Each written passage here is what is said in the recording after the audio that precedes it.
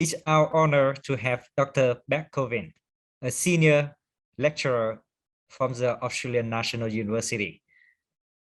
Dr. Covin has done a lot of research and teaching on the topic of climate and energy transition. I'm sure that she has a lot to share with us about this interesting topic today. Last week, we talked briefly about one aspect of social issue of transition, that is the workforce issue. Okay? Last week, we talked about workforce, and we borrow some of your ideas about social issues in advance. So today, we love to hear more insight from you about the challenges, the opportunities we have in the transition to renewable energy. So no further ado, I would like to introduce and hand over to Dr. Beck Covin for the start of the session. And for the Q&A facilitation, we will have Tarek as always. Over to you, Beck. Oh, thank you very much for such a warm welcome. That is so lovely. And it's a great pleasure to be talking with what is very clearly a very impressive group. And I have no doubt you're enrolled in this course because you have a great deal of interest and expertise in energy transition. And knowing that I'm the last session, you'd also be coming to this session with so much knowledge from the earlier sessions as well. So I'm really looking forward to spending this time with you. Also want to start by acknowledging that where I am here, I'm on Ngunnawal land. I acknowledge the Ngunnawal people, their elders past and present, and recognize that the land that I'm on was never ceded. Now, it's a great pleasure as well to be talking about the social dimensions of energy transition, because I just find this to be such an important, but also really, really fascinating area of social change and dealing with different values and interests and how we find a pathway through an infinitely complex space to hopefully a future that works well for lots of different people. So I'm going to be talking to you about some key ideas of how we can think about engaging constructively with the social dimension of energy transition. And we've got, I think, just about an hour and a half, or a little bit more than an hour and a half, because I'll be finishing up and then handing back over for the course as a whole to be wrapped up. And so I'm not going to be stopping and asking for questions as we go necessarily, but I invite you to put questions in the chat. And this is something that we had a chat with Tarek before the session, that if something does come up as we're going, I'll be happy to interrupt the talk and kind of unpack whatever it is that's come up. So feel free to hold things to the end if you prefer, but if you feel that there's something that would be useful for us to talk about as I'm going, just go for it, and that's totally fine as well. So I'm hoping that you're seeing my slides as they should be looking. Let me know if anything looks a little bit funny. But to begin with, we often think about energy transition in technical terms, and this isn't necessarily a bad thing. We've got to get the tech right. We've got to know that we can find renewable sources for generating electricity and providing energy security to people.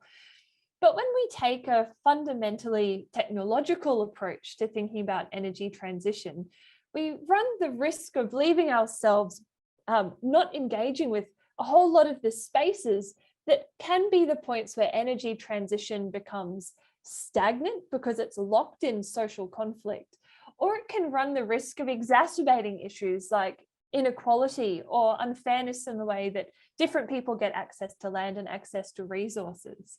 So I'm going to start by talking you across some of the main ways that we see that energy transition, the change to the energy infrastructure and the systems that we have, also leads into a whole lot of social changes.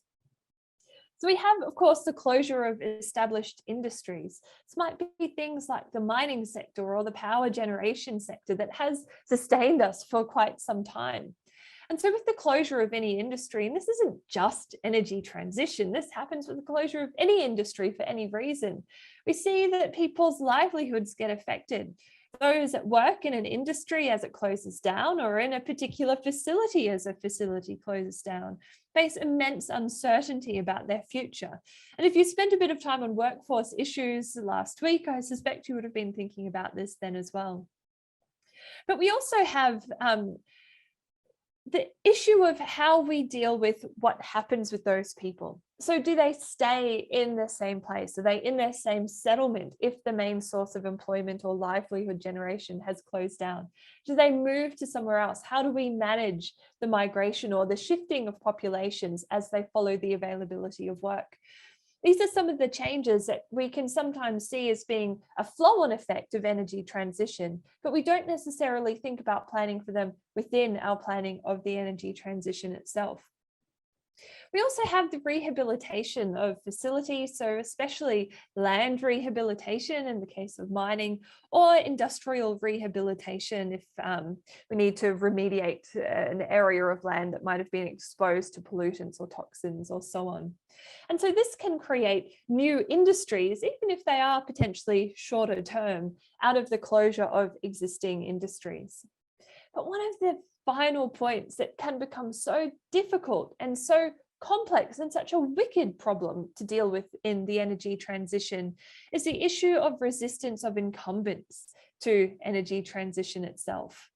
And so this is because the energy transition is a transition that can be seen as quite deliberate.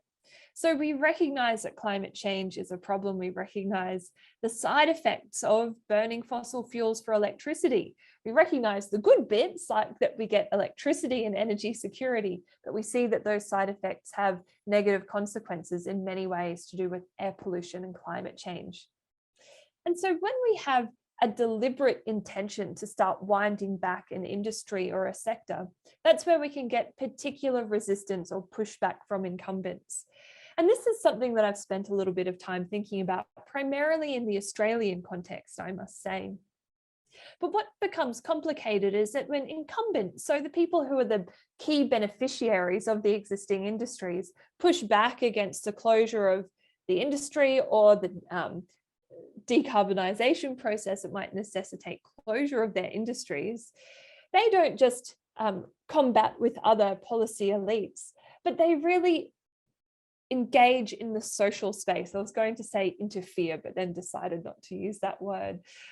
But that can mean that they'll end up forming strong bonds with local people who work in their industry.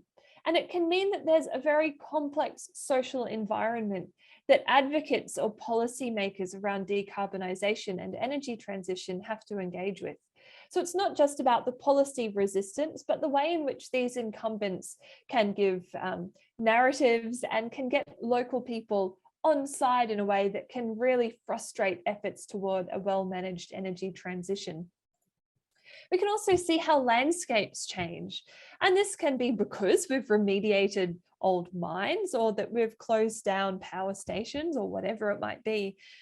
But of course, there's the addition of renewable energy infrastructure into the landscape, which is quite a profound change to the landscape itself.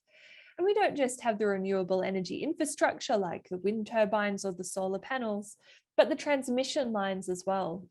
And so the change to the landscape, just as it can affect livelihoods and it can affect migration and settlement patterns, it also can really interact with the way that people have values for nature, for resources, or for the amenity that's provided by the landscape.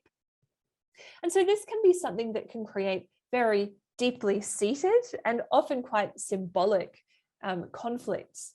And so this, by symbolic conflicts, I don't mean to suggest that they have no material dimension, but that when people see a landscape changing to something that seems at odds with what they value it for, then that can be the basis for very strong resistance, where we're really engaging in the space of values and emotions and morality. And when we're in that type of space, any amount of cost-benefit analysis or efficiency analysis or whatever it happens to be will often be insufficient to really grapple with what's going on in that symbolic or values-based space. We often find as well that changes to the landscape can affect the provision of environmental services. And this also relates to issues of access and exclusion. So especially as we're converting new lands to renewable energy generation, if we're engaging in spaces that have tenure systems that might be a little bit counter to the systems that govern renewable energy project development, then that can mean that we are being responsible for the exclusion of people to the lands that they use, that they've got connections to. And that's an important question for equity as well. And then, of course, as we're getting these changed landscapes, it's because we've got new industries emerging. And this is where we can continue to have these issues of livelihoods. Often it's the development of new livelihoods, but as you would have engaged with, I'm sure, in the workforce section, it's not just a matter of taking a person from a job in the non-renewable sector and transporting them to an equivalent job in the renewable sector. There's often quite different competencies and different working conditions that are in those alternative spaces. So there are still those questions for livelihoods, even if we can do a count of the number of jobs that are available before and after transition, and perhaps they look fairly favourable in those counts. But it also creates opportunities for economic development, which can be a really fantastic social outcome, but it can also have consequences for environmental quality as well.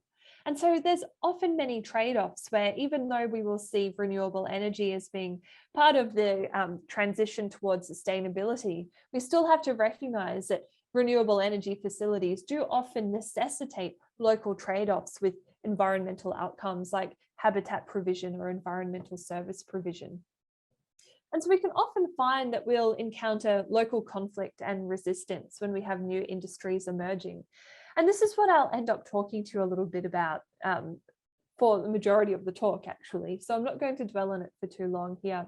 But this really is one of the spaces that I've spent most of my research time focused upon, is this local experience of energy transition. And what do we do when we're faced with a situation of conflict or social conflict? How can we chart a path forward that helps to resolve the conflict in an equitable and effective way? And so we can see that there are all of these social dimensions, but of course, the way in which we see the social dimension of energy transition will change fundamentally based on the scale that we're thinking about. So we can think about the big picture scale. What is it that energy transition offers to us through decarbonisation, through addressing the mammoth challenge of climate change and what it is posing to us? But we can also think about it locally, where those more global type concerns about climate change and decarbonisation can become almost like the background context to more localised issues about some of those factors that I was just talking to you about.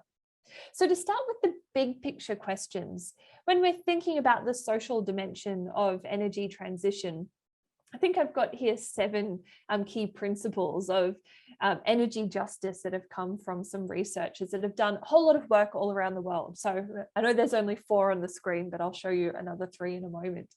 So these include questions of availability and affordability. So making sure that there's equability in access to energy, that there's due process. So how energy is produced and used is considered in a way that treats people well. It doesn't cause harm. It doesn't undermine human rights along the way.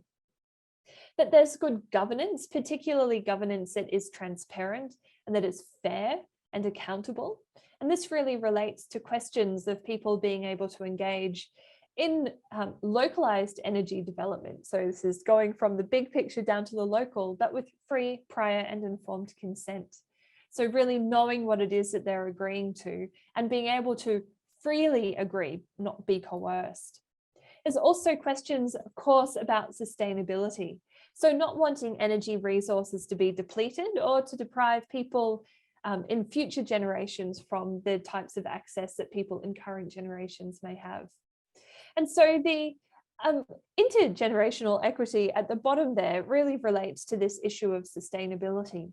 But importantly as well, we have intra-generational equity, which really means the equity amongst everyone who's existing right now. So we can say we want to make sure that people in the future have the same levels of access to sustainable energy that we have now. But really right now, access to energy is quite inequitable. So we still want to be making sure that we are acting on current and pressing issues of equity in the immediate term, not just focusing on sustaining things into the future. So when we think about the social dimension of energy transition in these terms, it's quite a big picture question. It can make us look at systems, and this is a good thing, and we can see feedbacks and ways that we can design how future grids might need to be planned, how we can get the right mix of different energy sources into our energy system. But when we move to the local scale, this is where things start to look differently. We still have similar questions of energy justice, but we often engage with them in a way that is much more tangible and very much affected by local context. And so the different ways that we can think about energy justice at the big picture scale can be quite different from how we think about energy justice at the local scale. But importantly as well, when we shift to the local scale, we won't necessarily find that we have a unanimous view on what is the right way to go forward. And this is because when we get to the local scale, we will find so many different ways of understanding energy change. If we're seeing new infrastructure going up in a particular area, turbines, panels, whatever it might happen to be, transmission lines, is that we will see that some people welcome the change. They'll see opportunity and they'll feel optimism about the future. But other people will see that the infrastructure is more invasive. They will see it as a potential cause of harm and fear the change that it's bringing. And why is this? And how can we make sense of how people can feel so fundamentally differently about the same proposal that's going ahead? Well, what I want to talk to you about now is the idea of energy justice at the local scale. And this is where I'll really be spending most of the time that I have with you today. And this is a framework that we can use that can help us to make sense of why it is that we do see such different responses to energy change and energy transition at the local level. I'm going to talk to you about a few different parts of the framework. So we'll be engaging with distributional energy, justice rather, procedural justice and recognition justice. And I also want to draw into the picture restorative justice, which is kind of an emerging fourth area of energy justice that's emerged in the literature. Now, some of you might have read a paper that I suggested as one of the readings that could accompany this session. And this really goes into some depth in grappling with some of these different dimensions, including the restorative dimension of justice. So distributional justice is really dealing with the distribution of benefits and burdens from energy projects. And so this really looks at who benefits and how do they benefit and how might that come at the expense of other people. Now, even though this is talking about the distribution of burdens and benefits, it's not always something that you can work out through quantitative or economic type measures, for example, working out costs and benefits and who they go to. That can be a very useful tool for getting across some of these dimensions here. But we still find that there are essential contestations around what do we perceive as a benefit and what do we perceive as a burden? And how do you weight these things in a way that makes sense to lots of different people? Because, for instance, some people might find that the development of wind turbines near them is seen as a benefit. They might enjoy having that infrastructure nearby, see the opportunities that come from having that new industry emerging near them.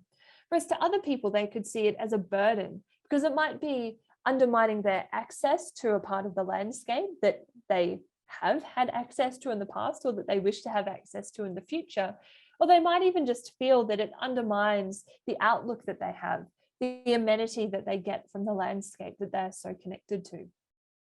And so when we're thinking about costs and benefits, or you can think of costs as the burdens that I talked about before, we can think of them as how the hazards and externalities of the energy system are imposed on communities unequally, often the poor and the marginalized communities who don't have the same agency or the ability to speak up and say, no, we don't consent to this. But also benefits, or how access to modern energy systems and services are highly uneven. And so in this way, the benefits will often be flowing to project developers. And so this can be where we can see that there are big questions about what is the right way to organize our economic systems to make sure that everybody benefits. And some of these questions can really grate against the ways that we're used to thinking about the development of large projects. So distributional justice can play out between different people. So this could be the distribution of benefits to local communities who might be hosting energy infrastructure, but also to electricity users who can benefit from having the security of supply or affordability of supply. We also see that there can be distributional issues between developers and project stakeholders. And this can be the space that becomes the most complex. And so this is where investors or developers will be expecting a return on their investment or a return from their project. But by benefiting from the project, if it's not giving the impression, and I say impression because these things are fundamentally subjective in terms of what people see as being adequate, but if it's not giving the impression of adequate distribution of benefits to the local stakeholders in the project as well, then it can really lose legitimacy and lose this issue of the social license to operate. And so some of the ways to deal with these aspects of distributional justice, especially between different people, can be to have payments to landholders. So this can be where if we've got distributed renewable energy resources like wind turbines that can coexist to some extent with other land uses, then it can be a matter of paying rent to the landholders for having the turbines established on their land. That can be a way to deal with the distributional injustice that would occur without those payments being made. But often something that becomes a complication is if you have one landholder over here and a neighbor next to them, and the turbine's on one person's property, but not that far from the neighbor's property, then if you're paying rent to the landholder, but not to the neighbor, that can cause local conflict, where both parties might have reason to feel that they are equally being affected by the construction of the turbine, but one person is being compensated and the other one isn't.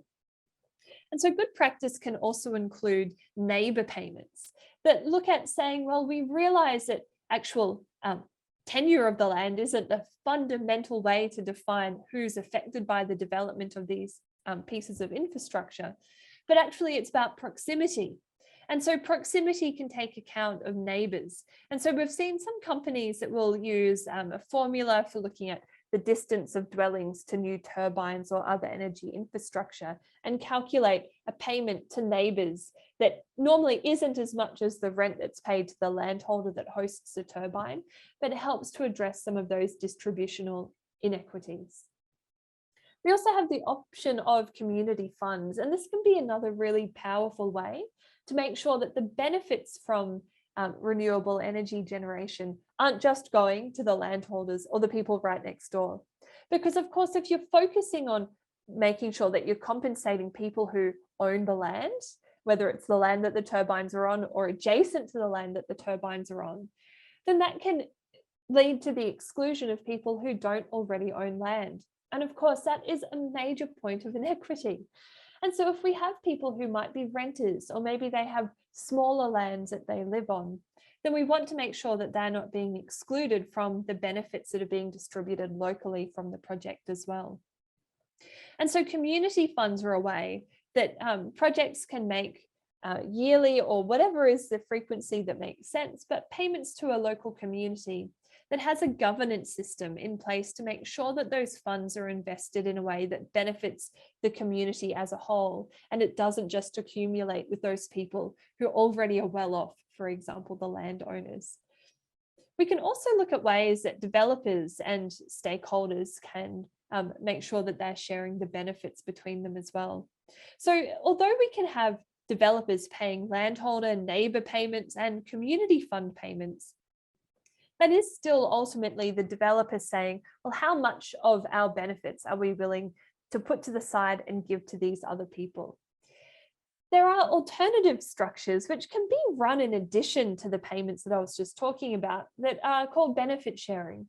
And so this can be where local people get the opportunity to effectively own a share in the project.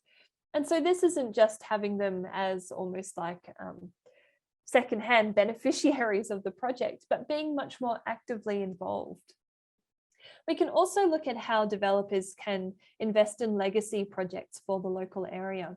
So this can be a really valuable thing where if the local area has a need for facilities, could be an educational or a medical facility, community facility, sports, whatever it happens to be, developers can invest in something that is a legacy project that isn't just going to be benefiting the community as long as the project is running, the way we might have annual payments to landholders, neighbours and community funds, but something that's developed at the outset of the project that will continue with the community in the long run. Now, this can be really important because it means that you're, by having a legacy project, reducing the power imbalance between the company and the local people. Because if you have local people who are, to some extent, depending on the company, continuing to make those annual payments, it can lock the local people into a bit of a difficult situation. And in fact, this is what we see in many communities that have their economies largely based upon fossil fuel sectors. And the idea or the risk or the promise, however it is that you want to think of it, the idea of the withdrawal of those fossil fuel companies or that fossil fuel sector can raise important questions about what's going to happen to all of those payments or all of those contributions if the industry ceases. So a legacy project can be quite good because it means that the benefit stays with the community no matter what happens to the company. Now, where this can become a little bit complicated is that we can sometimes raise questions about the adequacy of the quantum of investment that is being made by the company into the local area. So especially something like a legacy project, we can say, well, is this just a tiny little portion of the total benefits that are being made? And is it sufficient? Is it fair? This is again one of those important questions that you can't resolve without engaging with values and interests. We can also ask whether there is the risk, and this is something that has happened in Australia, and there's been some analysis of it, but the risk that companies providing local facilities like medical or educational facilities may end up crowding out the expectation for governments to provide public services along those lines. So there's often the question of additionality, making sure that the private provision of public goods isn't coming at the expense of the continued expectation for government to be providing to communities what it is rightly expected that they should. So although we have these options for addressing some of these issues of distributional justice, they aren't a straightforward solution that you can just kind of implement and assume that everything will be fine. There's always still a lot of complexity to grapple with. But of course, one of the other aspects, and even going with any one of these techniques or all of them or alternative approaches, is the question of how much do you distribute and to whom? And so I'm going to talk you through some work. This is actually by a colleague at the ANU, Catherine Gross, who looked at distributional justice, but in the context of conflict over water resources in Australia. And she gives a great example of thinking about how we could divide up a pie between three different people using different ways of thinking about distributional justice. And what Catherine's showing with this work is that depending on how you think about justice can lead you to a very different expectation for how something like the benefits, and we're going to go with the pie analogy, how the pie gets sliced up and given to different people. So we'll talk briefly through property rights, merit, equality, and equity, and think about how this might lead to different expectations for distributional justice. So let's say we've got three people. We've got, I shouldn't have used three shades of such similar colors, but we've got brown, beige, and orange. These three different people are set to benefit differently from the distribution of the pie, depending on what type of distributional justice logic we use. If we use the logic of property rights, which can often be a default approach to thinking about the distribution of benefits, what we might find is if we have one property holder and two people who are not property holders, all the benefits will flow to that property holder. This kind of relates to that issue of landholder payments that can be to some extent addressed by something like a community fund that can help to make sure it's not just those people who own land already who benefit the most. So while property rights often fits really well with our legal and governance systems, it won't necessarily lead to equitable outcomes. We can think about merit. And so merit is a way of thinking about getting out based on how much you put into something. And so merit again might lead to saying, well, if there's been a whole lot of contributions from person A locally and a little bit of a contribution from person B and even less from person C, well, then let's make sure that we distribute the benefits accordingly. So merit can be a way that can feel very apolitical. It can make us think, well, we can demonstrate who contributed the most to something and make sure that they benefit in proportion to how much they contributed. But of course, the issue is that once again, just like with property rights, is that the merit-based approach can often lead to further accumulation of benefits with the people who already have the most. They might be the people who need more benefits the least. And so while the merit-based approach can feel like it goes a little bit beyond the property rights approach, it can still lead to further benefiting those people who are already doing pretty well. So this often leads us to think about equality. And equality strictly can be where we say, well, if we've got 3 people, each people will get 1/3 of the benefits that are available. And this can be fine. And in many cases, the equality approach satisfies a lot of parties because the logic of it can be quite clear. But of course, the benefit of equality, the issue with equality rather, might be that if we take this approach, then we are giving an equal amount to people who might really need help and people who don't need help at all. And so addressing that challenge with equality, where you can end up giving the same amount to different people, but not necessarily having the same outcome because some people might need a lot more to reach a good standard of life than others, can be the question of equity. And so this is really based around the idea of need.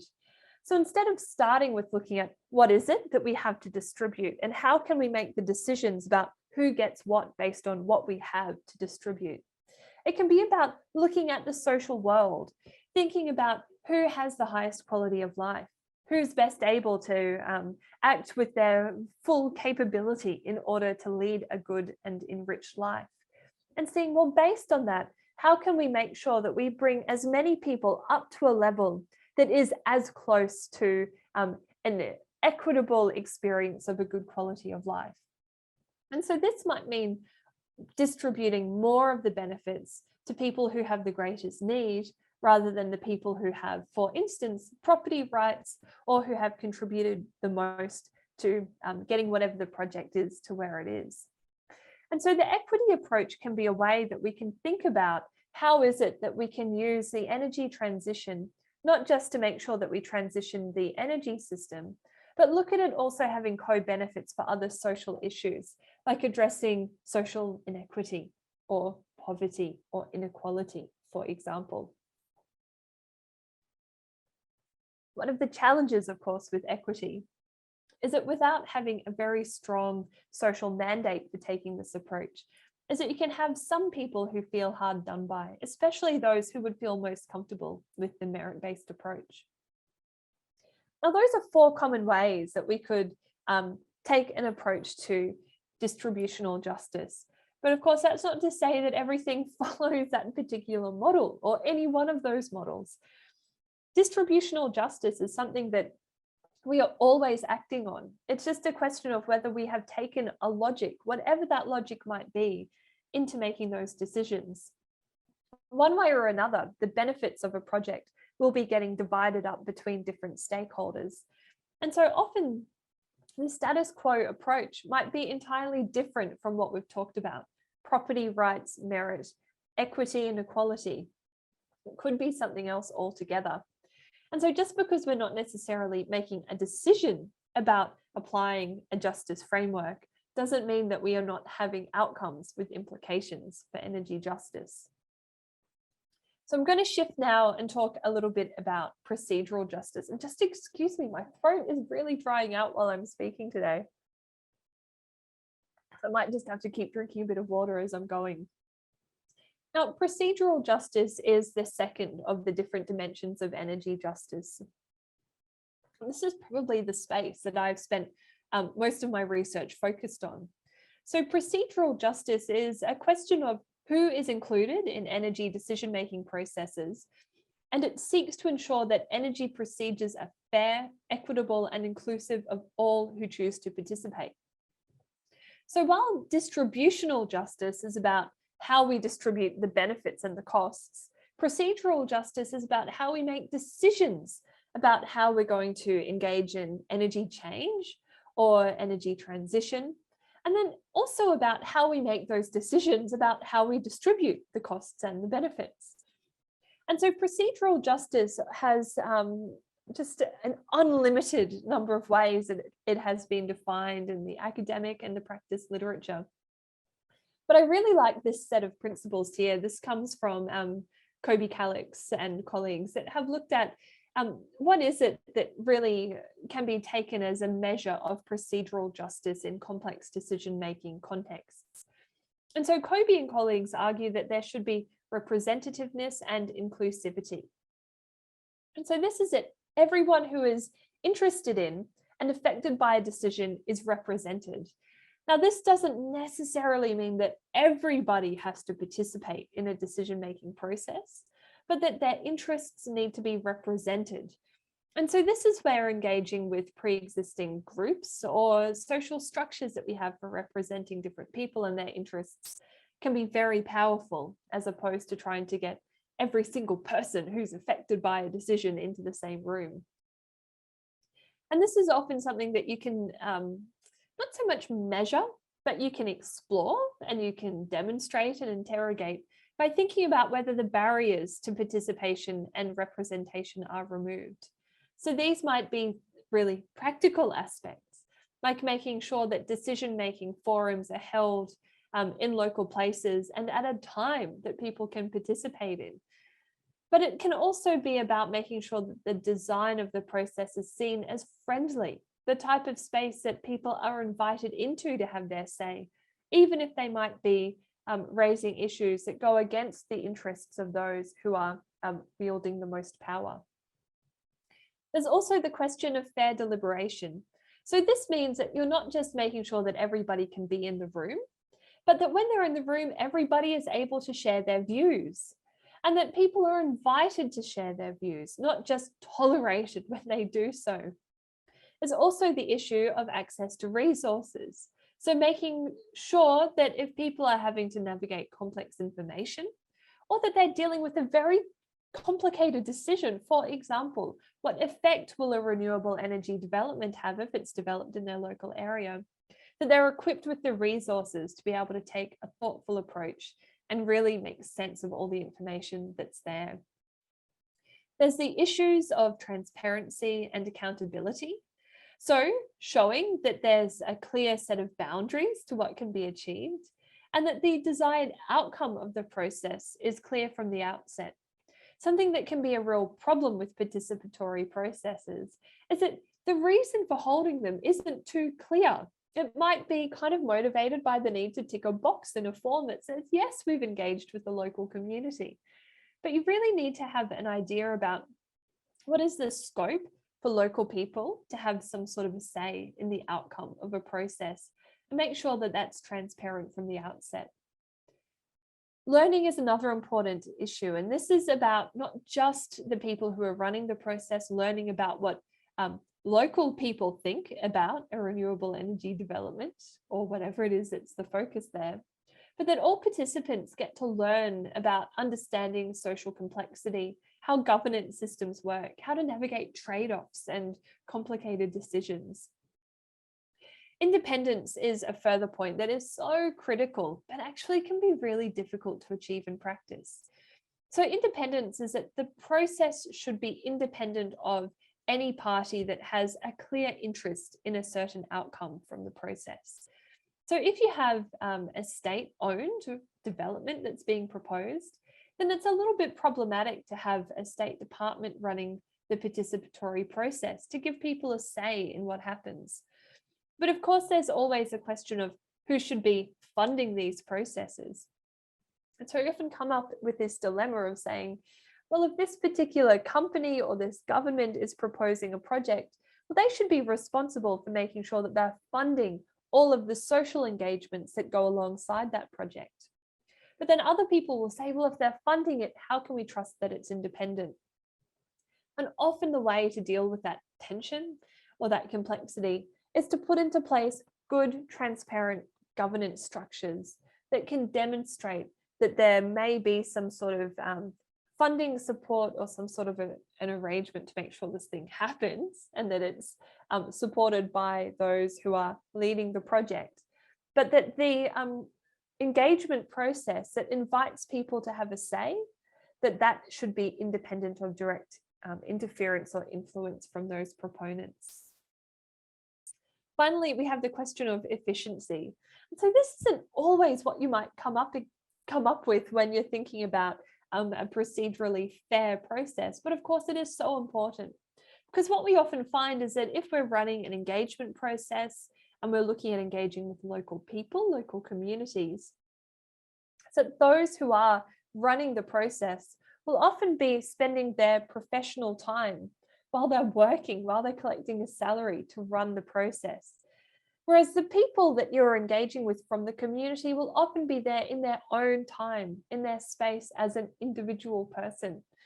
So it's really important to make sure that these processes are run in a way that is respectful of the time of people who are getting involved, and that it's not creating such an onerous scope of contribution that it actually turns people away and it reduces their ability to participate. Now, when we're thinking about participation, one of the most prominent frameworks, I suppose, for thinking about different models of participation is what you're seeing on the screen. And I would be very confident in wagering that at least someone else here has come across this in your professional life at some point. So this is the International Association for Public Participation. They go by IAP2 because there's the two Ps, public participation. And this is their spectrum of public participation. And so what they're showing is that there can be different levels of depth with which you engage people in a decision process. This can go from simply informing people about what you're doing. This is the lowest level of participation. And this can be perfectly reasonable when it's the right way to engage with local people. But as you move along the spectrum, you can move into consulting, when you ask for information, but you don't necessarily commit to acting on it, to involving people, where you make sure that people are sort of interactively working with their proponents. There's collaboration, where you have local people partnering in the project itself. And then right at the end is empowerment. And now in my research and my observation and my experience, we often see the language of empowerment, but that language often doesn't measure up to the actions that are actually happening in practice. Because empowerment involves giving the final decision to the community. So we might see annual reports from companies that will say, oh, we've empowered our local people to think about this, to blah, blah, blah, blah, blah. But when you dig into what's actually happened, local people were not the key decision makers when it really came down to things. And so empowerment is a word that speaks to a very admirable intention, but I often find as something to inspect with a little bit of caution, just because of that tendency towards seeing the language of empowerment, but not necessarily the practice. And so you can engage with the work from the IAP2 and to see how it is that they can recommend in very practical terms, very applicable terms, how you can go about engaging at these different levels, and how it is that you might decide which one of these levels is right for a particular process and a particular point in that process. Excuse me again. Now, as we're engaging with procedural justice, there's kind of two different parts of the procedural justice to think about. And so part of that is the design of the process, making sure that you've got space for people to participate, that it's open, that it's fair, that it's organized in an efficient and well-structured way. But there is another dimension to it too, and that's the actual treatment of people when they're involved. And so this is where actually some of the energy justice and environmental justice literature splinters, because you will have some people who argue that there's a dimension of justice that focuses specifically on the treatment of people called interactional justice. But I think it makes sense to see this as being part of procedural justice.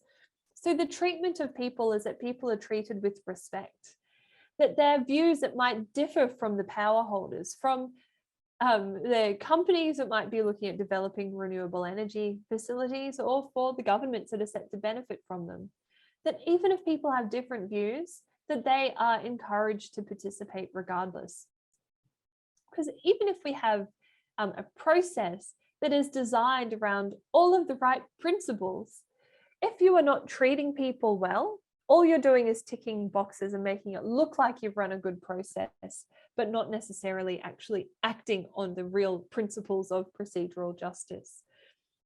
So the treatment dimensions, excuse me, is very much about making sure that people are respected, that a diversity of views are invited to be involved in the process.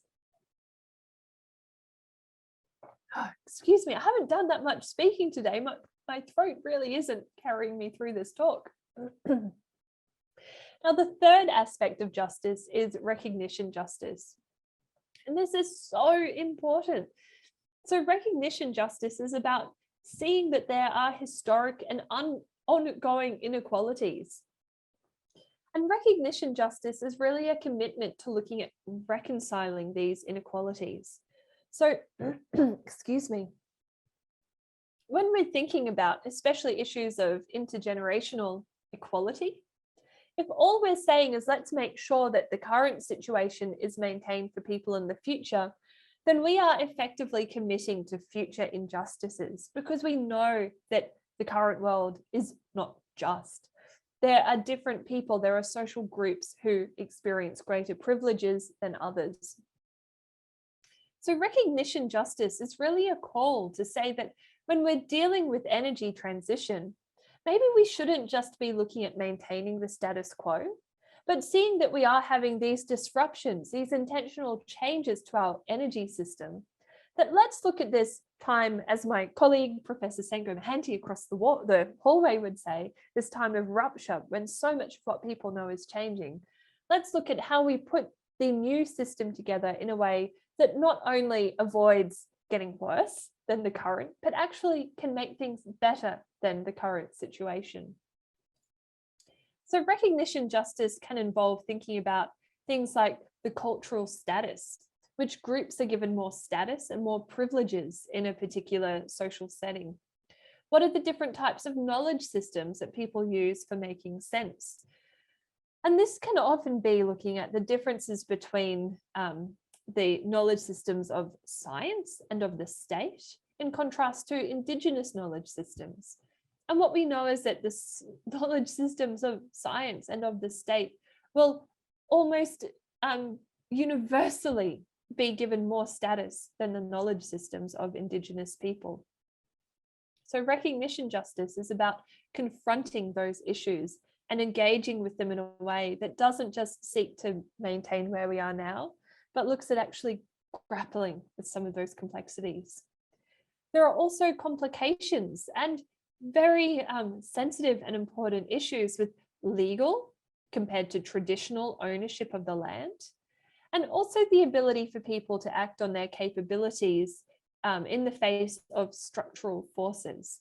And so by capabilities here, I'm drawing on work by Amartya Sen that is showing that what we really need is for equality in people to have the full capabilities to live out a functional life.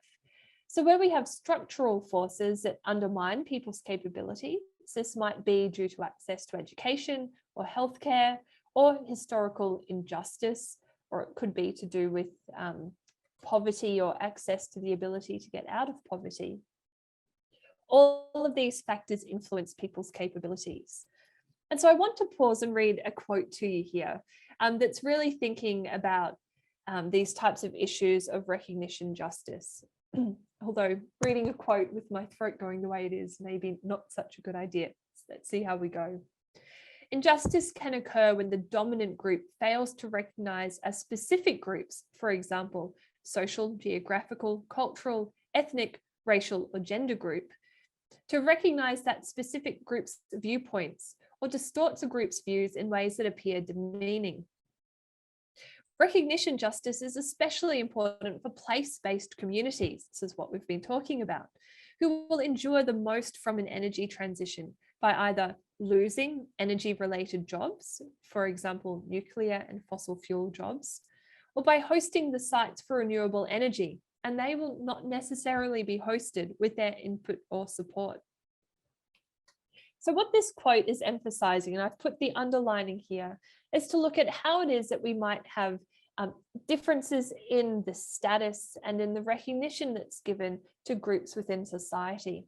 And seeing that not just as being the way that things are and the system that we're working in with energy transition, but actually as a space that has the opportunity to be renegotiated as we are renegotiating our energy systems. Finally, we have the issue of restorative justice.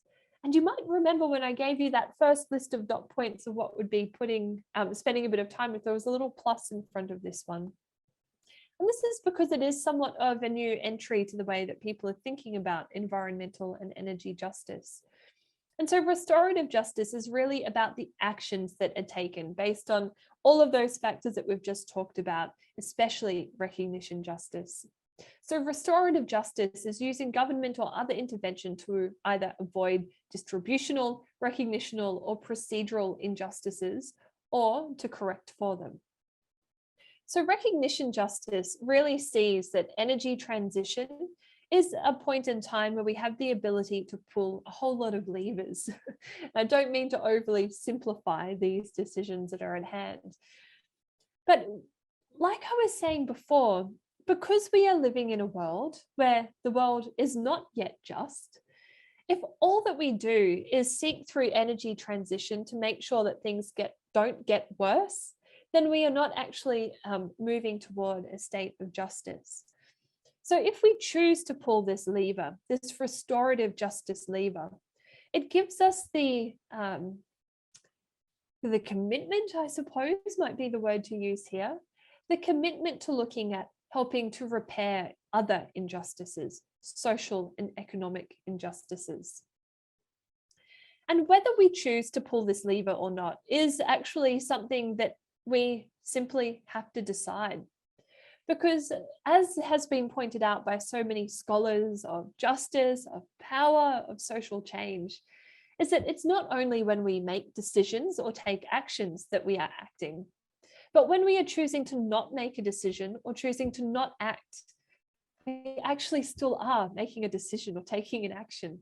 So if we proceed with engaging in energy transition and we say, these issues of justice are not for us to deal with, we are simply focusing on the energy system, well, that actually is a decision. That is a decision to not pull the lever itself.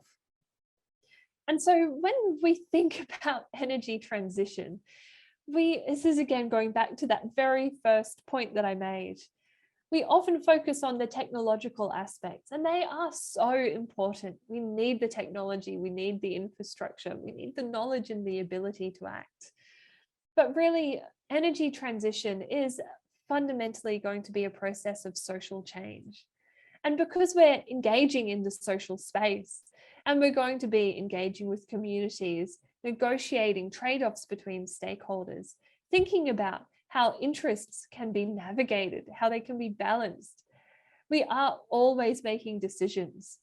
And if we are not explicitly applying a justice framework, well, that just means that we are engaging with justice in a way that does not have some sort of logic of trying to make sure that we are achieving just outcomes.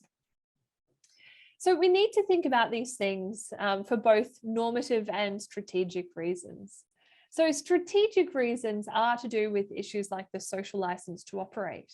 So the social license to operate being, of course, this idea that in order for an industry, a project, an entire sector to have a favorable operating environment, which means it kind of operates without complication, that companies or governments or non-governmental organizations, whoever the actors in that space, they can set up their objectives, they can take actions, and they can achieve them without needless complication. The social license to operate recognizes how important it is that local people in particular feel that the energy transition works in their interests. The social license to operate also takes us back to that big picture scale as well, going from the local back to the global. And this is where you can see lots of challenges for the social license to operate for sectors such as the coal industry that are facing constant scrutiny, especially around questions of where investors put their money and pressure for divestment from the fossil fuel and the coal sector. So for strategic reasons, if all we're really focused on is achieving an energy transition with as few hiccups as possible, we want to be thinking about justice. But the strategic reasons are fine, and we know that that's what often motivates lots of actors in institutional actors anyway. But we can also see that there are normative reasons that we want to focus on energy justice. So normative being things that are good because they are the right thing to do. It's good morally. And this kind of draws us back, if we want some sort of framework to link the normative dimension of energy justice to, the Sustainable Development Goals are a really good way to think about these sorts of things. So if we're dealing with some of the Sustainable Development Goals by dealing with climate change, by getting renewable energy underway, we want to make sure that we're not having trade-offs against other sustainable development goals like the eradication of poverty. So normative reasons are that it is right to let people have a say in things that affect them, and that we shouldn't have certain people or certain groups benefiting disproportionately from this social change that we see from the energy transition. So you might find that personally, you may be motivated more or less by the strategic or the normative reasons for why we should engage with justice in the energy transition. And sometimes that might be in line with or at odds with what makes sense to the institution that you're working in. But in either case, you can make a very strong argument for why we need to be thinking about these aspects of justice in the energy transition. That could be because you can show how important it is to the social license to operate, or because it is simply the right thing to do if we want to engage in a just world. And so I'm just about to wrap up the presentation, and I'll look forward to taking questions from you all. But I'll close with this quote that comes from a sort of leading paper on energy justice. An energy just world would be one that promotes happiness, welfare, freedom, equity, and due process for both producers and consumers of energy. It would distribute the environmental and social hazards associated with energy production and use without discrimination. It would ensure that access to energy systems and services is equitable. It would guarantee that energy producers are fair and that stakeholders have access to information and participation in energy decision-making. So what you can see here is that if we're looking to achieve energy justice, it doesn't end at the boundary of the grid or the energy system. It's really about how our processes, how our infrastructure, how our decisions, how we distribute burdens and benefits, particularly how this plays out in the broader social world. So I'll finish there and I'll stop sharing my slides, and I'll look forward to taking questions from you all. Great, thanks a lot, Dr. Beck. That was a really interesting presentation. I think you're right. We often think about technology and how that fits into the grid infrastructure, but your presentation shows us that the power system itself fits in within a wider context or a wider set of systems in our society. So it's really interesting in that regard. Oh, thanks, Tarek. Everybody, colleagues, if you've got questions, so you have two choices as always. You can type your questions into the chat box, as some of you have already done, Or if you would like to answer your question, ask your question personally or your comment, please raise your hand, and then we will organize for somebody to unmute you to speak. So please raise your hand in the emoticon icon that you can use if you want to, or type your questions into the chat box. Beck, we'll get started with some of the questions that are already coming in.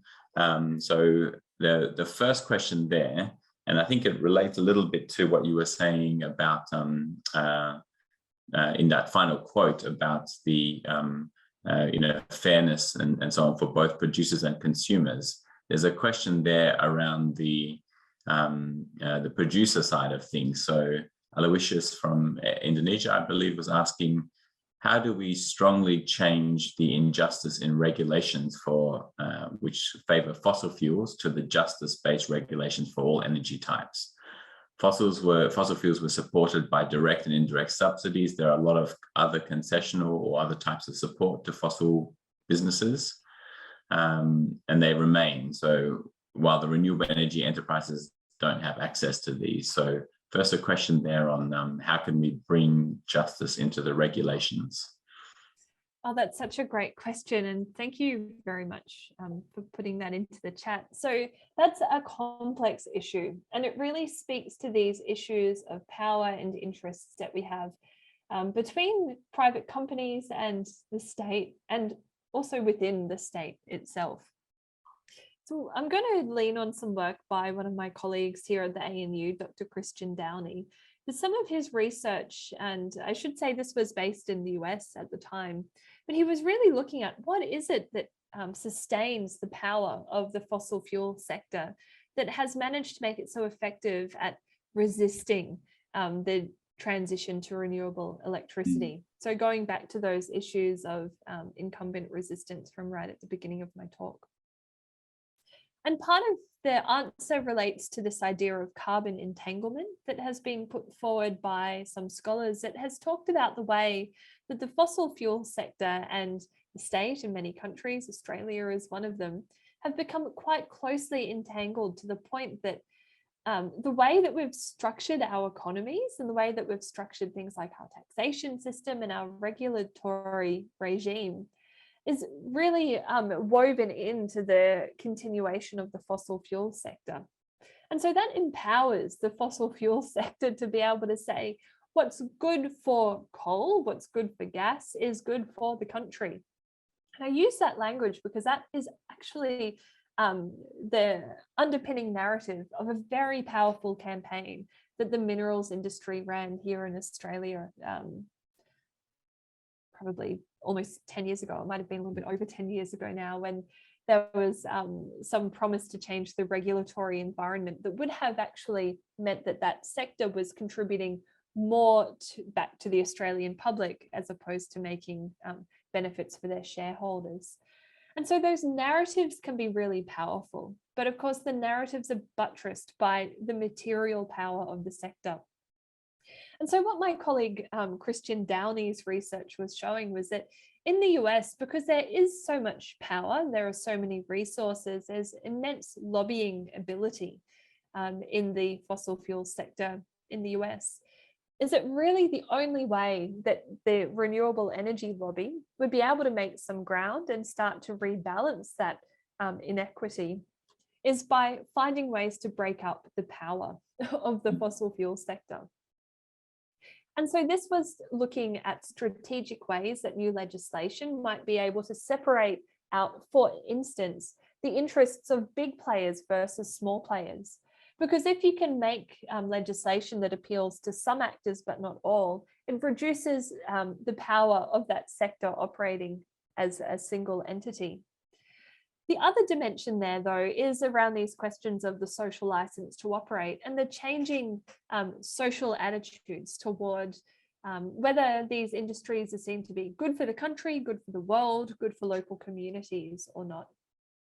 Once again, the companies have great power to influence these narratives, but the efforts of advocates, researchers, policymakers as well, to start to show that we can really demonstrate that there are significant costs of the fossil fuel sector to climate, to this quality of land to local air pollution is really starting to challenge and undermine some of those narratives that go back to that issue of carbon entanglement that suggests that anything that's good for the fossil fuel sector is good for the country. Great. So I like that analogy of carbon entanglement there, Beck. So a quick follow-up question from my side perhaps is, if we're thinking of the energy transition as one of decarbonization, so I guess it is in some parts a process of entangling these more sustainable, renewable resources into our society. What role do you think those normative ideas, like you mentioned, the SDG goals, play in that process? Oh, that's such a thoughtful question, Tarek. Thank you. And I think that is absolutely essential. So one of the challenges, especially at this point of juncture that we're at now with energy transition, is that we run the risk of focusing so much on the technological shift from fossil fuels to renewables. And that can lead, and I think I observed this myself when I am following what prominent renewable energy advocates are saying in the public sphere in media, where there can be almost like a degree of uncritical support for anything renewable. But renewable energy industries are not inherently good. They can do harm themselves, just as we have seen the fossil fuel sector do harm. And if we end up getting so focused on saying we need renewables at all costs, and I entirely empathize with that idea because of the intense pressure of dealing with climate change, we do run the risk of simply moving from one powerful incumbent industry, the fossil fuel sector, that is, despite having provided us electricity and increased the standard of living for many people over a long time, is now doing quite a bit of harm by digging in and opposing this important transition. Is that if we end up pushing through renewables and saying we just need these, they're good, they go ahead, and we don't apply due scrutiny to how these companies are operating, then we do run the risk that we have this transition happen at the expense of some of those important principles that the Sustainable Development Goals are set out to help us achieve. So although the transition is something that offers so many potential benefits through decarbonisation, through helping to lessen the future threat of climate change, we still need to be very critical to these questions of how this transition happens, how actors can operate in this space, and make sure that we are holding renewable energy actors to a high standard, just as we would any other type of developer. Great, thanks, Beck. So Ari and Nantarun, I've not forgotten your questions in the chat, but I'm going to pass to Malia Letrio from the Philippines, because you've got your hand raised. Malia, do you want to ask your question in person?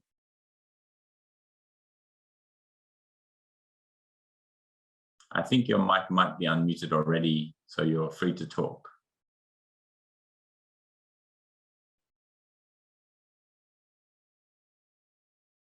Hello, Malia, can you hear us?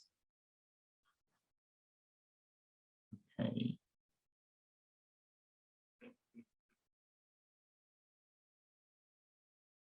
Perhaps while we're waiting for, I think it could be that Malia's mic might need to be unmuted. So we'll go back to the earlier question, which was around distributional justice. Okay, so it's a long question, but it's really relating to the practical aspect of it. So I'll just read this out, Beck, and I'm not sure if you see the question in front of you there, but so it's a question about why should we care about distributional justice?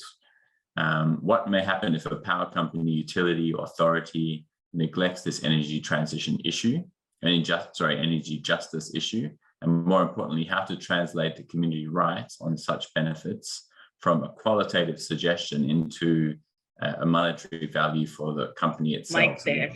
Mic test. Oh, Malia, okay, great. So you got your mic working.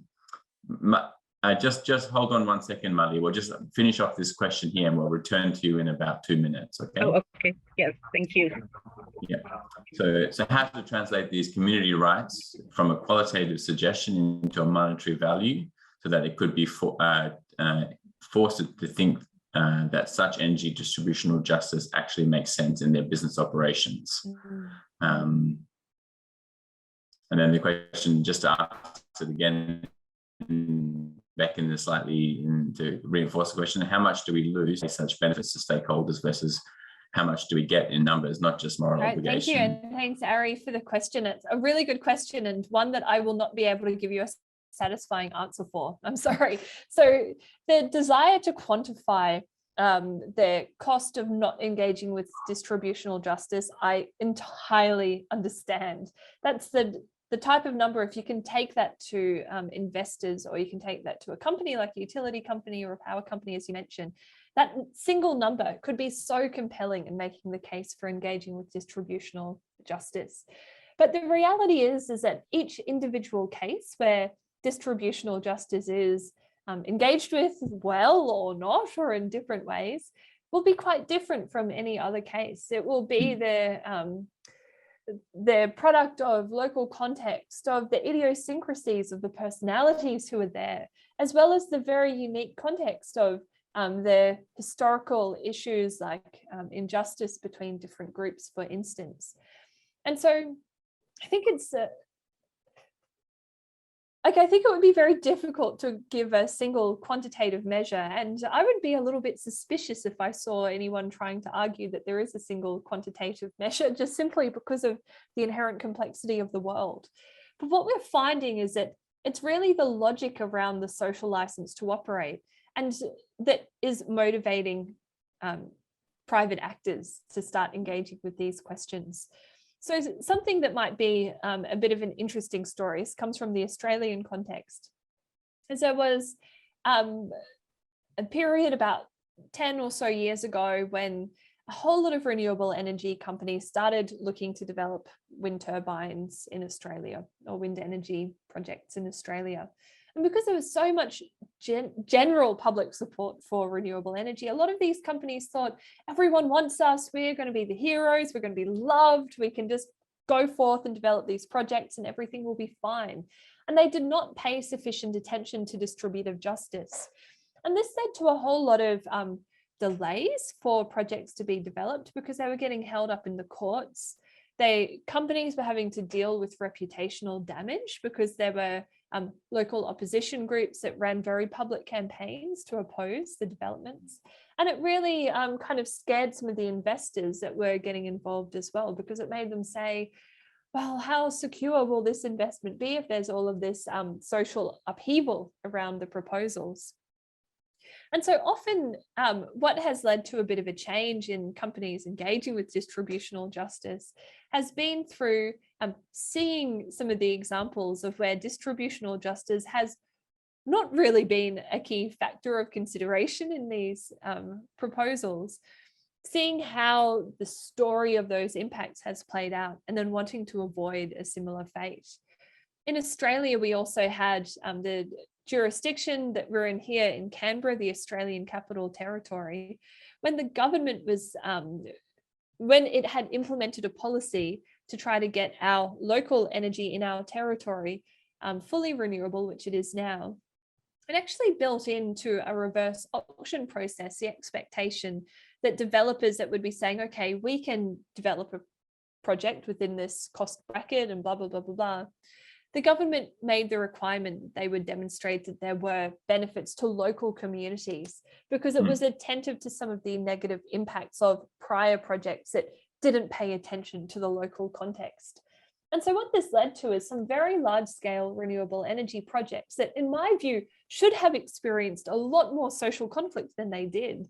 And one of the key factors is that these companies started experimenting with benefit sharing mechanisms. And by giving local people the very real ability to feel that they had a direct stake in this project going ahead, it meant that they could feel that there was a more distributionally just outcome. So while I very strongly see the appeal of being able to quantify the cost of not engaging with distributive justice, I would suggest instead empower yourself with examples that you can point to of where companies have and have not engaged with distributive justice, and what sort of impact that's had on the operating environment for the project and the social license to operate for the company and for that project specifically. Mm-hmm. Great. I think there's the question by Natarun follows on to that point about the mechanisms that could be used. But Beck, I'm just conscious that we've got Malia on wanting to ask the question in person. So I'll pass to you now, Malia, if you want to ask your question, and we might return to that later. Yes, sir. This also pertains to distributive justice. It's because we know that when we engage with coal or fossils, for example, those inputs or what you call the gains that they have goes to the national, and so it's not distributed to the local, or it's more like distributed to the whole country. So we see the transition, for example, in energy transition for renewable energy is viable in terms of having what they call this, because it's very local. I mean, they are in the area. And so there's a regulation that we call the Energy Regulation 1-94, where we distribute 1% of the generating companies' income to local, what they call this, the local people.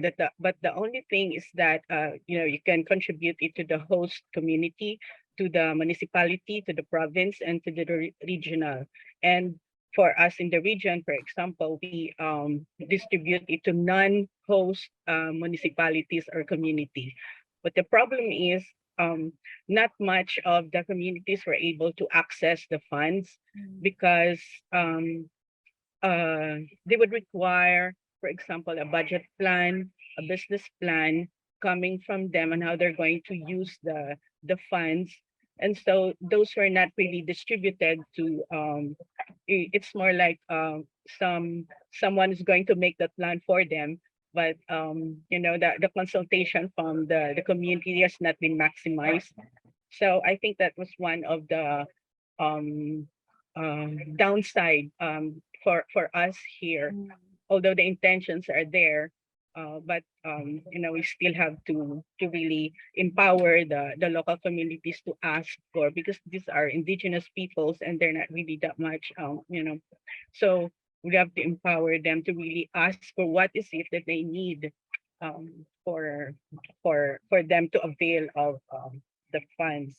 I think that's I think that's just the sharing that I have in terms of our problem here, in terms of distributive justice. Thank you. Thank you so much, Malia, for sharing that really important story. And that is such an important point, and it shows the practical challenges of making these types of systems work. It does make me think of some work that some of my colleagues, Professor Sango Mahanti, Dr. Sarah Milne, and others worked on when they were actually looking at the governance of the RED Plus program. So for those of you, I imagine many of you would be familiar with it, but the RED Plus program was a scheme that was looking to reduce forest degradation and deforestation through payments to local communities. And what you were talking about there with the grants process and the process in order to access the funds being itself prohibitive seems to reflect some of the insights that Sango, Sarah, and others came across with the RED Plus program, which was that although the intention was really good, which was to achieve conservation outcomes and make sure that local people were not being disproportionately negatively affected in the ability to achieve these conservation outcomes, that the way the program was set up, it created an immense bureaucratic and administrative burden on local people. And in this particular case, I don't mean to suggest that this is the case for your experience, Malia, but in the RED Plus case, is that bureaucratic process ended up not just being a barrier, but an active part of doing harm to these local communities. It was asking for information and reproducing power asymmetries and historical harms just by virtue of the design of the process itself. And so this is something that becomes very difficult because, of course, we end up with that tension between accountability and between having an efficient and accessible program. I know, I don't know how many of you would relate to this, but the administrative processes for even just the most minuscule decision or action that we take in the university system can seem so out of proportion to what it is that we're trying to achieve. And this is something that is really guided by this desire, this often very well-intentioned desire for accountability, being able to show that there is fair process, that there's unbiased decision making, that there is a clear trail of decisions and delegates along the way to any sort of outcome. And so sometimes it can be very challenging where we might say, well, we need a system and it needs to satisfy all of these external requirements for accountability and documentation and rigor and transparency, and have clear deadlines and have equal application requirements for everyone else and be a competitive process. But then all of those requirements end up really pushing against the ability to realize those justice outcomes that the project is set up to achieve. And that's really one of these questions that goes so far beyond the scope of what we would put under the banner of energy transition, but how it is that we just deal with managing the complex systems of the world that we've created for ourselves. And so I think that is a really important consideration that you've raised. How do we govern the distribution of these funds? It is looking at taking the, I think it was 1% that you indicated, and there's like that percentage level could be set at any percent. That's again some of the question of what is the right amount to redistribute from one actor to another. But then how is it that we go about making sure that that happens in an efficient and equitable way is yet another challenge that has to go into conversation with our decision-making systems and our structures and our institutions. And I think that's where a lot of us can probably take the frustration of engaging with bureaucracy and administrative trivia and try to put it toward positive social change as well by breaking down some barriers there. Great, thanks, Beck. I think we've got a question as big as the university bureaucracy as coming as well, which is relating also to examples on these international mechanisms. But when you have a dispute or a negotiation between the local community and the local and the energy developer, the question is, what are the international mechanisms available to local communities that they can have their claims heard and settled when facing these issues with local developers? So how do you, are there examples where that's been done well? Thank you. Yes, that is an immense question, my goodness. So this is one of those things where the answer can be different based on the place, the governance system, and the time, the social conditions that are at play at a particular point in time. I think a lot about some work that I read a couple of years ago about I think it was a hydropower dam somewhere, can't remember which country it was, but this would have really displaced a whole lot of local people. And those local people were in a system where all of the power was with the government that wanted this to go ahead, and the private company that was actually an international consortium, I think, that was trying to put forward this project. I wish I could remember the specifics, but I can't, I'm sorry. And it ended up having a very successful opposition push against it, and it didn't go ahead. But that was really against all the odds. And what happened was that the local people had a very genuine and trusting relationship with local non-governmental organizations that had broader networks to their international counterparts, but weren't actually international NGOs that came into the local area. It was that local grounding connected to international networks that were able to resource opposition, that were able to build social coalitions that supported the local opposition. And they, I can't even remember the mechanisms through which they managed to successfully oppose the project, whether it was political or legal, I can't recall at all. But the thing that really stuck with me was how important it was that they had a network of support that was really in a whole lot of different areas. So we're researchers, advocates, activists, local people. They were connected in with the media. They had local and those international connections, and they really elevated this issue to the international area. But then also it was really about creating that social space for this issue to become a key issue. So effectively mounting a public awareness campaign that really put the pressure on decision makers. And you can't necessarily plan for and create a set of ingredients that will achieve that type of outcome. And that really speaks to the inherent power asymmetry between local people who will often be really focused on that local area, and then project proponents who will not necessarily be seeking to do harm, but they might be more motivated by those more global narratives around energy transition, thinking about decarbonization in terms of the energy grid as a whole, or thinking about dealing with climate change, and seeing those more local concerns as being a secondary issue.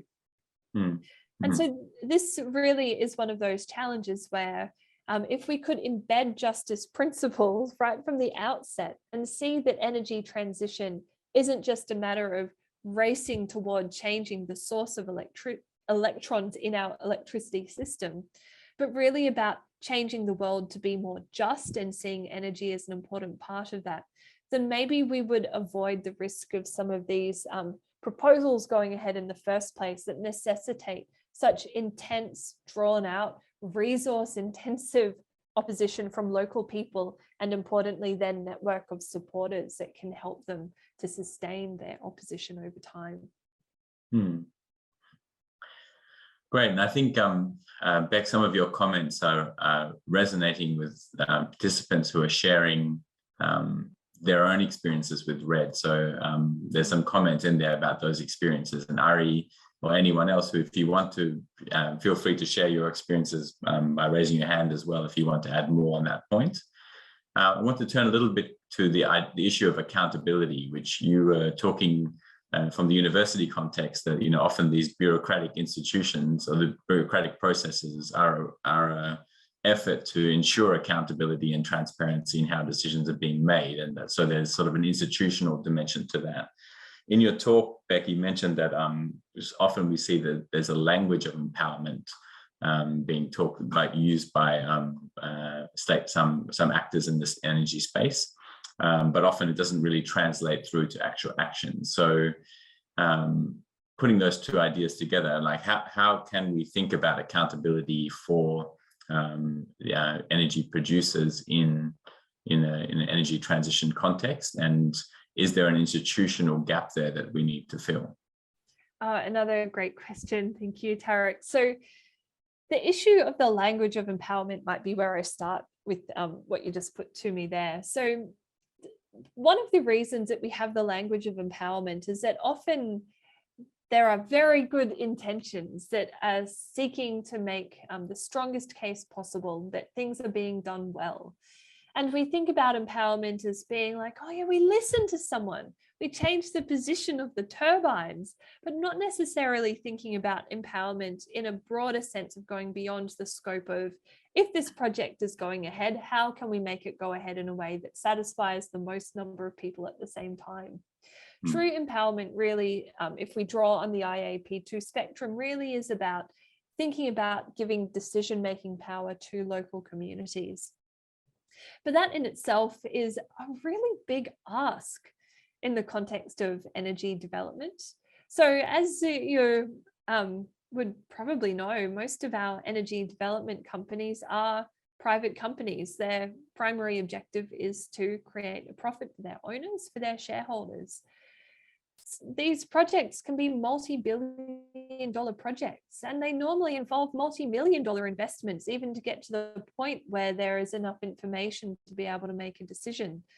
And so to say, as I have been doing, that to truly empower, you have to give decision-making power to the communities, that just doesn't really seem like a realistic expectation, I think. If there are multiple millions of dollars, years of preparation going into developing proposals for these projects, only to say to people who have not necessarily been the ones involved, who are not part of that company that has a very specific outcome, the profit-focused outcome, to then be the chief decision makers in terms of whether or not it goes ahead. One of the case studies that I included when I did my PhD research a little while ago was a case where a renewable energy development company in Australia said that they would empower the local community to be the chief decision makers on whether or not a proposal should go ahead. But when it came down to it, the decision was made by a vote, and based on the decision-making structure, the vote threshold that was set for the vote, the community effectively voted against the project, but the company went ahead anyway. And they had reasons for doing that. But really, they had a lot to lose by listening to the local community because of the ways in which so much had to be invested into making a proposal for the community to consider. And so these questions of accountability become very complex questions, because if we end up holding an unrealistic expectation against the types of actors who are involved, like saying to companies, you should be letting local communities make the decision about whether or not things go ahead. If that is so far removed from how these actors are actually operating, it will simply make no headway. It will just be like banging on the window from outside the room and getting no progress on the conversation that's happening inside the room. And so that isn't to say that we should give up on the idealism of how we could have a more just decision-making process, but we also need to be very attentive to thinking about how can we work with the existing world, the existing structures that we have, and engage with those in a way that move us toward more just outcomes. So things like accountability for companies can often be put into the context of the social license to operate. So these could be questions like saying, how are you ensuring that if you're developing a local project, that you're going to be employing local people to work on this project?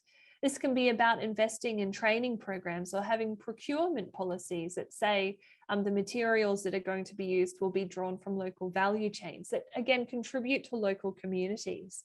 And this is a way of making sure that projects aren't simply using the local area as the space that they inhabit, but actually getting involved in local economies, creating local employment pathways and training pathways, and really engaging with local value chains. So adding a lot more locally. This is also where there are a lot of regulatory levers around benefit sharing that can be pulled. So like Malia, you were talking about the 1% revenue return.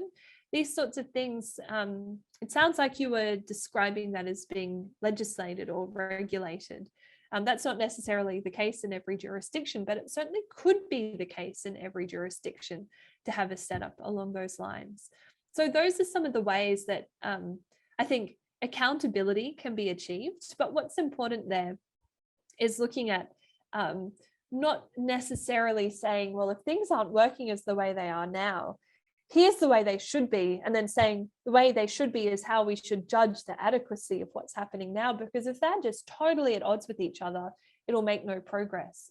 But it's really about saying we want to get to this point, so how can we pull things along to get it there in a way that allows our very complex social, economic, legal systems, governance systems, that allows them to transition alongside this energy transition that we're happening. Yeah. I think just maybe just make a point for all the colleagues online that there's a lot of discussion here with examples that are coming out of Philippines and other countries. And I would encourage everyone on the Moodle platform to share more information about those with others, because I think it could be very useful for everybody to see, if you're in Vietnam or if you're in Philippines, to see examples from other countries that you could then draw on. And there's certainly been a few direct messages to me to ask for those more specific examples. So let's use this opportunity to of having the Moodle platform to share some of these examples with each other and have create a bit of a repository of things that have been tried in the different countries, or things that you know of in other countries as well. I also had a question when you were talking back around place-based communities, right? As kind of a geographical focus to communities. But I wonder also about often, these place-based communities tend to be a small fish in the stakeholders' pond, small, in terms of power, in terms of voice, and so on. So what's the role, do you think, in the work that you've looked at, of communities of interest? So not confined to one space, but communities who share a common interest. What role do those kinds of communities of interest play in elevating or strengthening the voice of different actors in the discussion? And do you have examples where that's worked effectively? Thank you very much for such an interesting question to delve into. So the distinction between communities of place and communities of interest becomes really important for energy transition issues. So communities of place will always have a very special interest in what's happening. We are all going to be, or already are, touched by the impacts of climate change. So every single one of us does have a stake in questions of energy transition. But local people will have a very distinct stake in questions of energy transition because they have all of those same effects as everyone else, but then the localized impacts. It could be positive or negative of energy transition, maybe neither positive nor negative, just impact changes that happen. And so communities of interest can be a great ally toward local communities, or they can be a great frustration to local communities.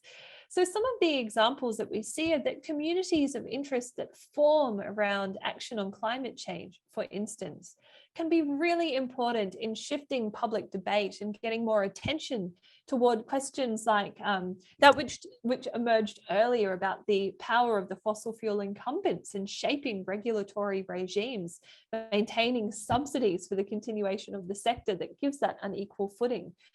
Advocates can be so powerful for making sure that those issues enter the public domain, become part of political debate, and it can force decision makers to act in a way that maybe they would want to, but without that public focus, they wouldn't have the leverage to be able to challenge some of the power of the fossil fuel sector.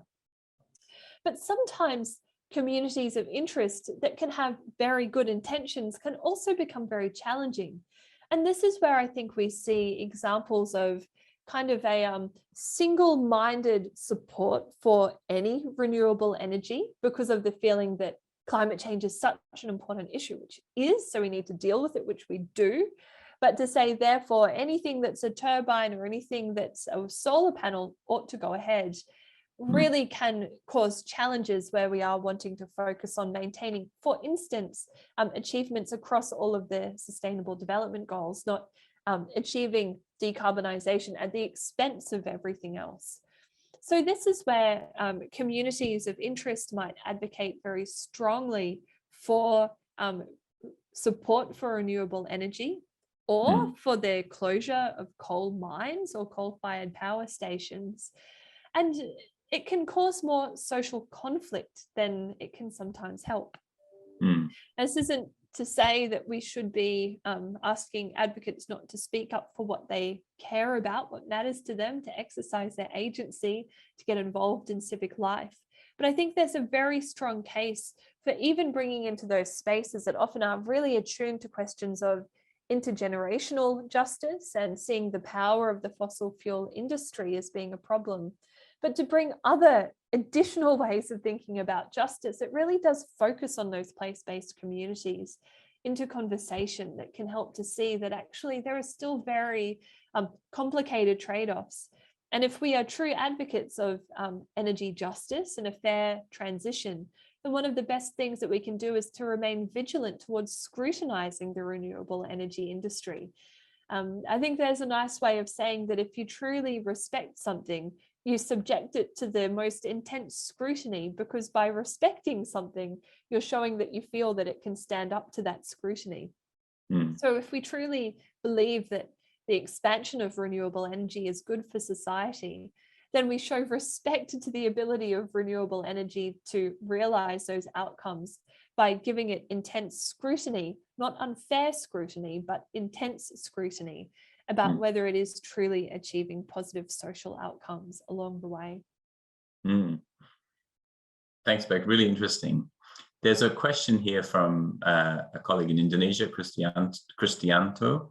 He's asking about distributional justice, and he's saying that it can be more complex and problematic if the energy transition project involves foreign investment that creates large inflow of foreign workers. Your thoughts and comments on that one? Yes, I think that is such a great point, and thank you very much for raising it. And so this again goes to those systems that we have that govern how we make complex decisions in the present, and shows the importance of the energy transition being a space not just to make sure that our current systems of economic and legal investment decisions shift from fossil fuels to renewables, but that we actually subject those systems to scrutiny and say, are they helping us to achieve positive outcomes or not? Foreign investment can be something that can be a great catalyst for change, for prompting positive social, economic, environmental benefits. But it can also be yet another way in which often wealthy countries basically export the resource wealth of less wealthy countries because they have the ability to make that foreign investment.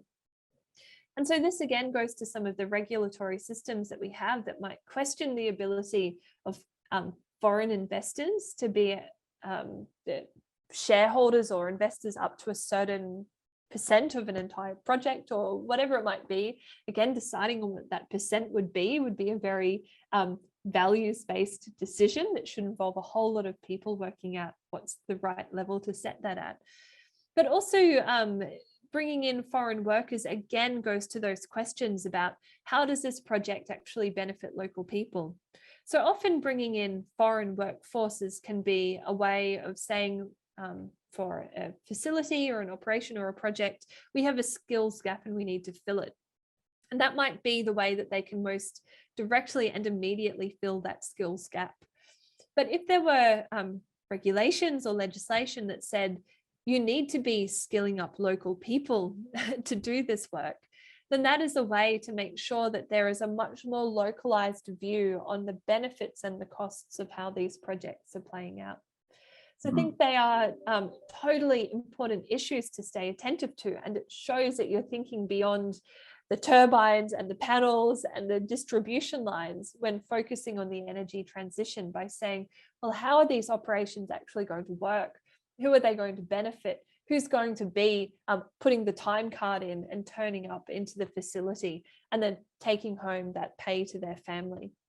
We can, of course, also ask questions about, are there fair wages being paid to people equally, or is there the need to have some engagement in the labor or the industrial relations space as well? And I guess you probably talked about that when you were thinking about workforce issues last week. Well, Beck, thanks a lot. I think we've come to unfortunately to the end of the time here.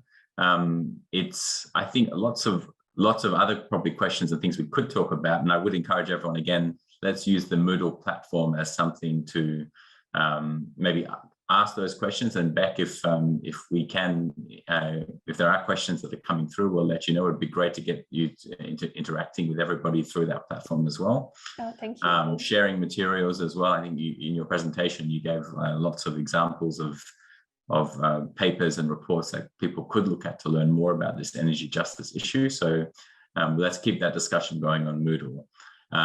But I think we've got a few announcements to make. So thank you very much, Beck, and we'll pass back to Tang for the next steps. Thank you all. It's been such a great pleasure, and all the best. Thank you so much, Beck, for an excellent presentation. And thank you very much, Tarek, for excellent facilitation. And thanks everyone for active participation. Certainly, this is the last but not least session. And we often save the best for the last. And I think that we were not wrong to make that decision. I really enjoyed the session, and I'm sure that participants also found it very relevant. Unfortunately, we have to end the session, but we can continue via, for example, online discussion, as Tarek mentioned. So thanks everyone again.